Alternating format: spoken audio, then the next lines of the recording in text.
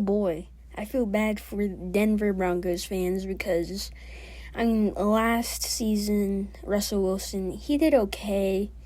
He didn't live up to the best hype, but he was also pretty good after the bye week, obviously going 6-5 and then just falling short of the playoffs, I'd say. I just don't see the reason why Denver would release him. At least trade him, I'd say. But, that's in the past now. Let's get on to the right now and the Denver Broncos depth chart. And I'd say they're going to be one of the worst teams in the NFL. All right, so right now, currently, as it stands, Zach Wilson would be starting if the season started today, and Bo Nix would be behind him. But I don't see that happening. Obviously, if you watch college football, Bo Nix was a top-tier quarterback. He went to the national championship, obviously falling short to that amazing Michigan Wolverines defense. Can you really blame it on him? That defense was amazing. Throughout the years, they've been amazing. Anyways, I do think Bo Nix will be a strong point. Anyways, let's move on to running back. They have Javonte Williams. At wide receiver, Courtland Sutton. Now, Bo Nix, Courtland Sutton, I do think that could be a decent duo. Wide receiver 2, they have Josh Reynolds. Wide receiver 3, they have Marvin Mims Jr. And at tight end, they have Adam Trautman.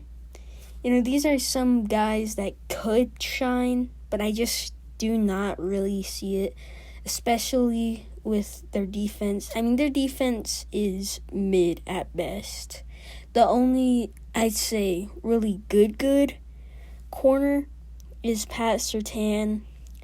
And then for the defensive linemen, I don't really know. It's a tough one. They're all pretty okay. They're all pretty mid in their own ways. And to be honest, I do think they will tank just to get a better wide receiver or to get defensive linemen, maybe even offensive linemen if that offensive line is weak during the season. Talking about the season, let's get into the schedule. Week 1, they play the Seattle Seahawks. I can't stress it enough that the Seattle Seahawks, I do think, are underrated. And I do think if they start Sam Howell maybe mid-season, they will do better. Sorry, I'm getting sidetracked. But week 1, the Denver Broncos go 0-1. Week 2, they play the Pittsburgh Steelers. Pittsburgh Steelers, I wouldn't say their offense is amazing, but it is pretty good. So the Denver Broncos start 0-2. Tampa Bay Bucks 0-3. New York Jets, 0-4. The Jets' offense is really good. I feel like everybody hypes it up during the offseason, but I can't stress it enough. It is really good. Defense is good too. Las Vegas Raiders, I do think they upset the Las Vegas Raiders, and the next week, in Week 6, the Los Angeles Chargers. So they start the season 2-4. They're doing okay. Week 7, I think they do lose to the New Orleans Saints, 2-5. Carolina Panthers, they win 3-5. So they have a pretty mid record at this point. But the next week, Baltimore Ravens, 3-6. Kansas City Chiefs, 3-7. And the next week, they face the Atlanta Falcons. And at this point, I do think they will be eliminated early from playoff contention. And way early. In Week 11, November 17th, they lose to the Atlanta Falcons, going 3-8.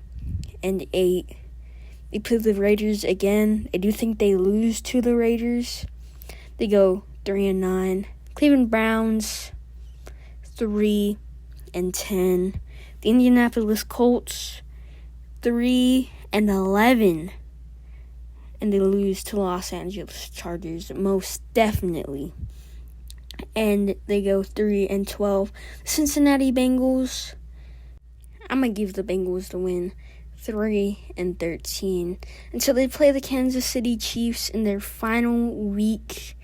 And now that is, kind of a tick toss because the Kansas City Chiefs could be fighting for the number 1 seed, but also, is it really worth it? The Kansas City Chiefs, don't want to risk hurting any of their players, especially Patrick Mahomes.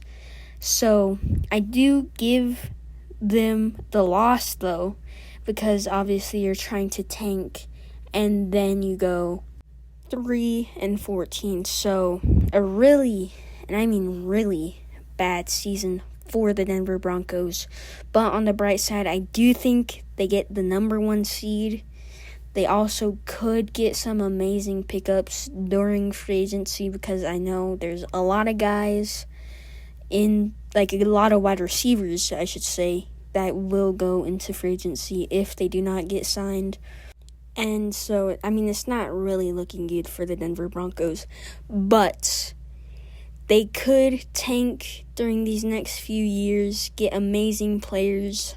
Bo Nix is still, I'd say, a really good quarterback. Obviously, I could be completely wrong, because Courtland Sutton, Bo Nix was already getting college. You never know what he could do in the NFL. But just let me know your guys' opinions in the comments. And hope you guys enjoyed this video. Please like and subscribe. I'm trying to reach 200 subscribers. This is pre-recorded, by the way. I will be on a trip in Maryland. If it hit that 200 subscribers, gotta pop the champagne. Anyways, please, it will help the channel a lot. And peace.